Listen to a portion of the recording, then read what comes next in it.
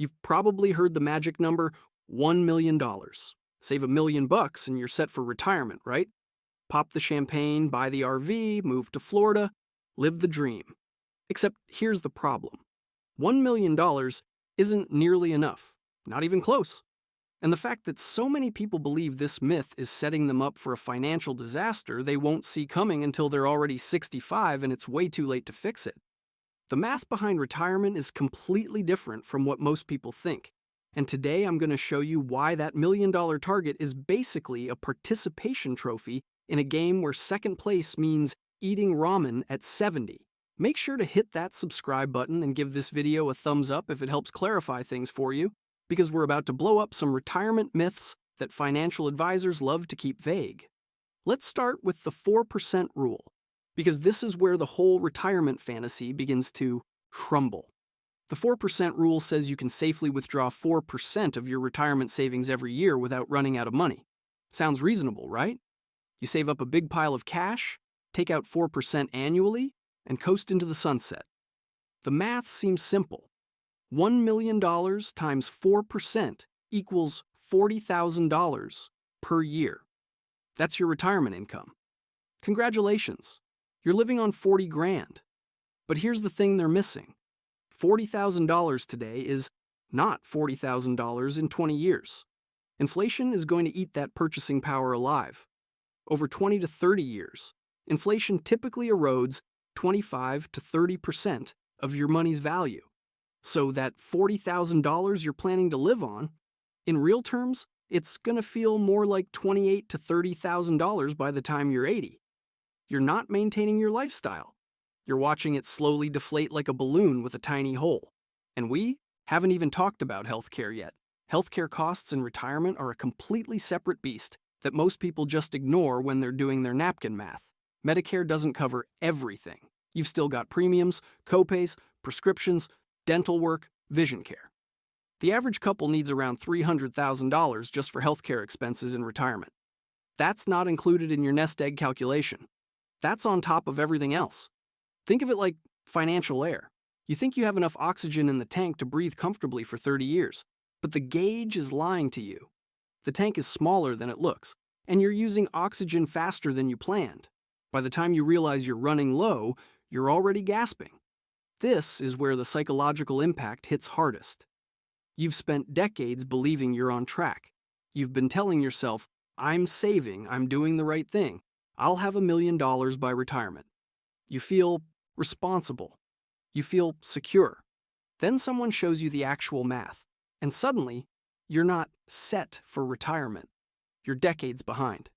That identity shift from financially prepared to completely screwed is brutal. It's like finding out the finish line you've been running toward for 20 years is actually only the halfway point. But here's where it gets really interesting. The 4% rule assumes you're already starting with enough money. It assumes your nest egg is big enough to generate the income you actually need.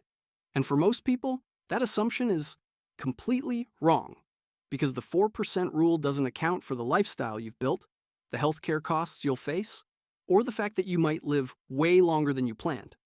It's a rule designed for a retirement that doesn't exist anymore. Now, let's talk about something most people completely ignore until it's way too late. There's this comforting myth that floats around retirement planning. You'll spend less money when you retire. The logic sounds reasonable. No more commuting costs. No more work clothes. No more grabbing lunch out every day. You'll downsize, simplify, live on less. It's a beautiful story. It's also completely wrong. Here's what actually happens in retirement. You finally have time to do all the things you've been putting off for 40 years. You want to travel. You want to see your grandkids who live across the country. You want to fix up the house, upgrade the kitchen, replace the roof that's been leaking for 3 years.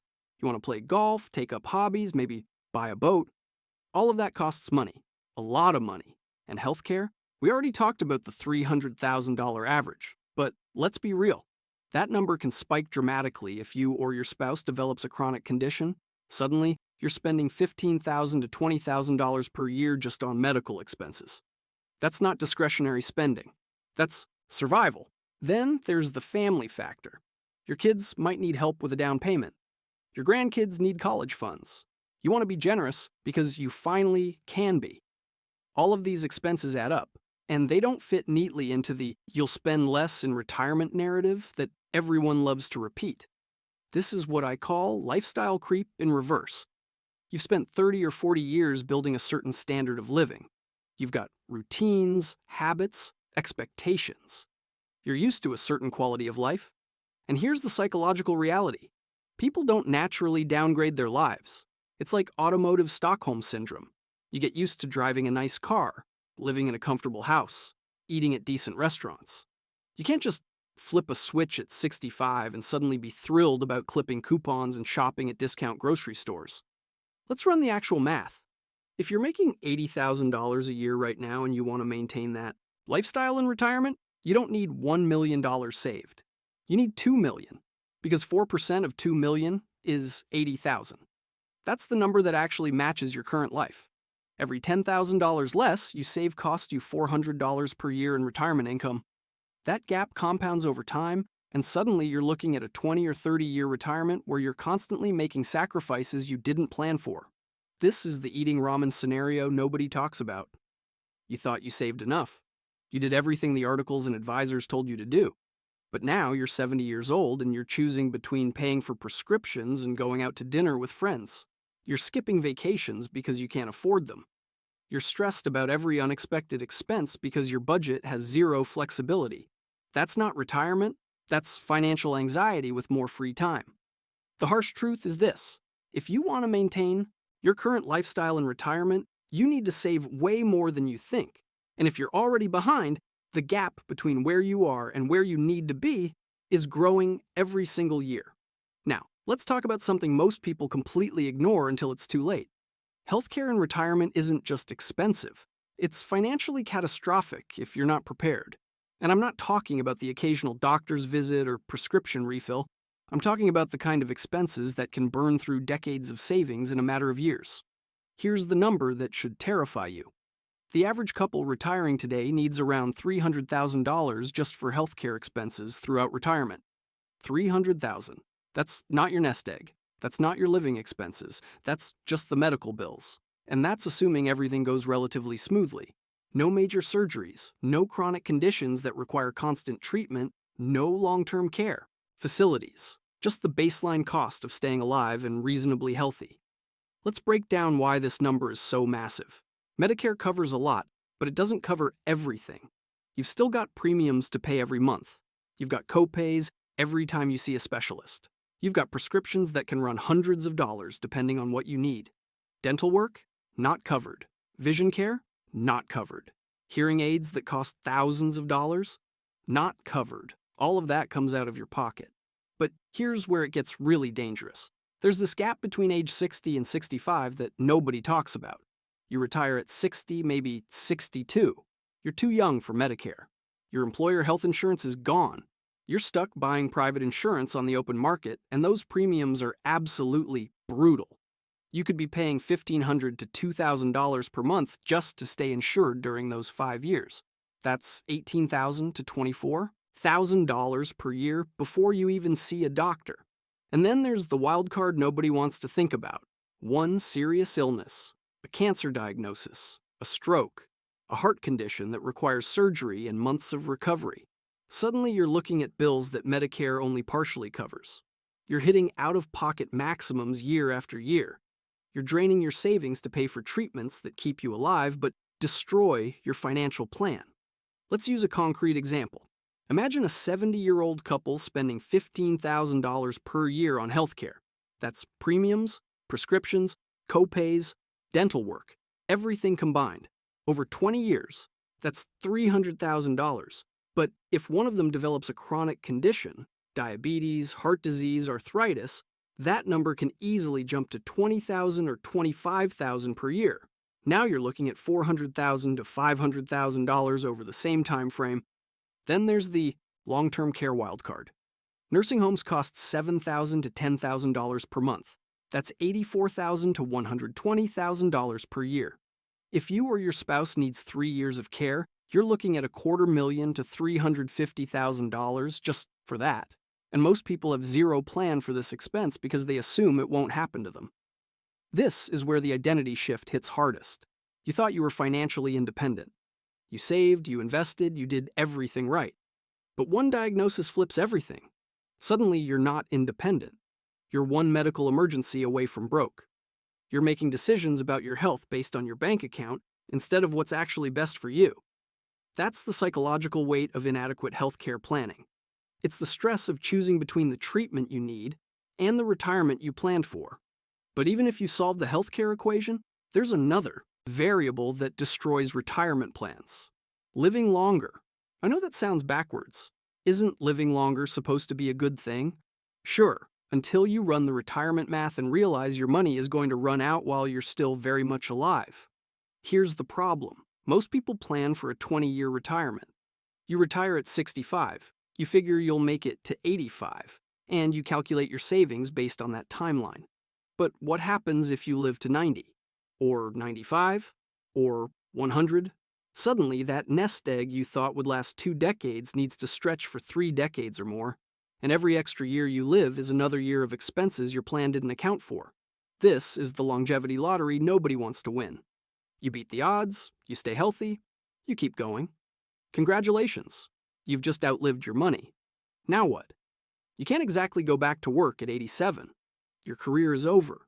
Your earning potential is zero. You're stuck watching. Your savings dwindle while hoping you don't live long enough to see the account hit empty. But it gets worse. There's something called sequence of returns risk, and it's absolutely brutal if you're unlucky. Here's how it works. If the stock market crashes in the first few years of your retirement, your nest egg takes a massive hit right when you're starting to withdraw money. You're pulling out 4% every year, but the market just dropped 30%. Now you're withdrawing from a smaller pile, which means you're taking out a bigger percentage of what's left. That accelerates how fast you burn through your savings. Think of it like pushing a boulder uphill for 40 years. You finally get it to the top. That's retirement. But if the market crashes early, that boulder starts rolling backward down the hill, and you can't stop it. Every year it rolls further away from where you need it to be. This is why some financial experts now say the 4% rule is too aggressive. They're recommending 3% withdrawal rates. Some even say 2.5%. You know what that means? If you need $40,000 per year to live on, you don't need $1 million saved. You need $1.3 million at 3%. Or $1.6 million at 2.5%. The safer you want to be, the more you need to save. Here's the psychological trap. You can't undo this mistake once you're in it. If you're 75 and you realize your money is running out faster than expected, your options are basically non-existent. You can't go back to work. You can't suddenly save more. You're stuck accepting a lower standard of living and hoping you don't live too long. Every year you outlive your plan multiplies the stress and anxiety. The harsh reality is this.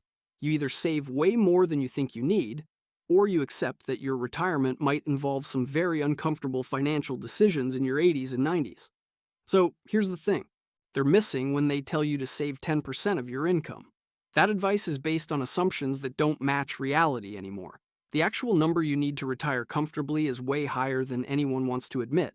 And if you're not tracking toward that real number, you're building a retirement plan on quicksand. Here's the gut punch. Most people need 25 times their annual expenses saved to retire safely. Not 25 times your income. 25 times what you actually spend every year.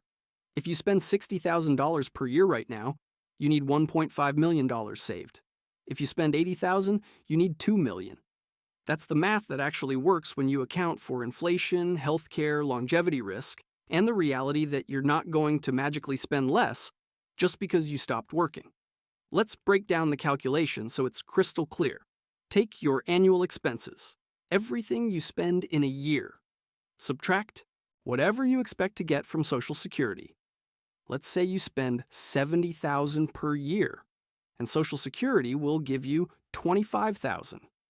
That leaves a $45,000 gap you need to fill from your savings. Multiply that gap by 25. That's $1.125 million. That's your target. This is what I call walking away money. It's the threshold where you have true financial independence. You're not hoping the market stays up. You're not praying you don't get sick. You're not crossing your fingers that you die before your money runs out. You've got enough saved that the math actually works in your favor. Your money generates enough income through safe withdrawals that you can live the life you want without constantly worrying about running out. Here's where compound interest becomes your best friend instead of your worst enemy. When you're young and you're borrowing money, compound interest is working against you. It's making your debt grow faster than you can pay it down. But when you're saving and investing, compound interest is working for you. It's the snowball rolling down the mountain, getting bigger and faster the longer it rolls. Every dollar you save early is worth way more than a dollar you save late because it has more time to compound. Let me give you a milestone framework so you can see where you should be. By 30, you should have roughly 1 times your annual salary saved. By 40, 3 times. By 50, 6 times. By 60, 8 times. These aren't perfect numbers, but they give you a rough benchmark. If you're 40 years old making $70,000 per year and you've only got $50,000 saved, you're behind. Way behind. You need to be at $210,000. Now, if you're sitting there thinking, but I'm behind, don't panic. The math of catching up is brutal, but it's not impossible. You need to get aggressive. That means saving way more than 10 or 15% of your income. We're talking 25, 30, even 40% if you're really behind. You need to cut expenses, increase income, and treat retirement savings like the financial emergency it actually is. Here's the power of starting now. Every year you delay costs you exponentially more. If you're 30 and you start saving aggressively, you've got 35 years for compound interest to work its magic. If you're 50 and you're just starting, you've got 15 years. That's less than half the time, which means you need to save way more per year to hit the same target. Time is the most valuable asset you have in retirement planning, and you can't get it back once it's gone. This is where the identity shift happens in a positive direction. You go from retirement is impossible to I have a clear path. You're not guessing anymore. You're not hoping. You know your number. You know what you need to save every month to hit that target. You've got a plan that's based on real math instead of wishful thinking. And that mental clarity is worth everything. It's the difference between lying awake at 3 in the morning worrying about money and actually sleeping because you know you're on track. If you want to know the exact moment you never have to invest for retirement again, then watch this next video.